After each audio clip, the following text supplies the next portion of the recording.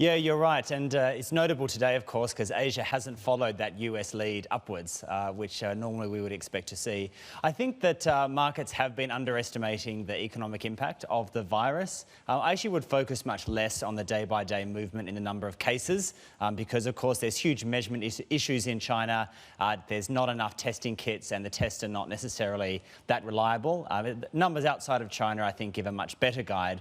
But regardless of that, the thing that is causing the economic damage is the impact on sentiment and the quarantine measures. And that's why we see currencies like the Australian dollar being so weak, because it's going to be a reduction in tourism earnings, it's going to be a reduction in export demand. What will the impact, do you think, be?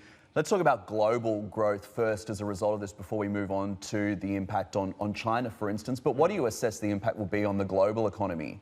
So at the EIU, we've reduced our global growth forecast at the moment down from 2.3% before coronavirus hit. At the moment, just down by 0.1. We've gone down to 2.2%, most of that because of a reduction in China. The impact is going to be felt mostly in the APAC region, but there'll be a few other key markets, for example, Russia, which are going to be more affected than average. Europe will probably, apart from Russia, Europe will probably be largely spared. Okay, do you anticipate then, a lot of people have been talking about this and trying to figure out what the recovery will look like. Will it be a V-shaped recovery, Right, a U-shaped recovery?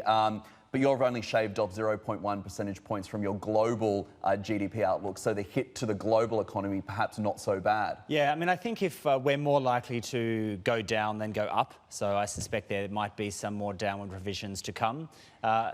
I do expect to see a bit of a V-shaped recovery, but it will differ a lot by sector. So I think, for example, outbound tourism from China is going to be very slow to get back to where it was before, even if the virus does come under control by the end of March, which is the EIU's working hypothesis for the moment.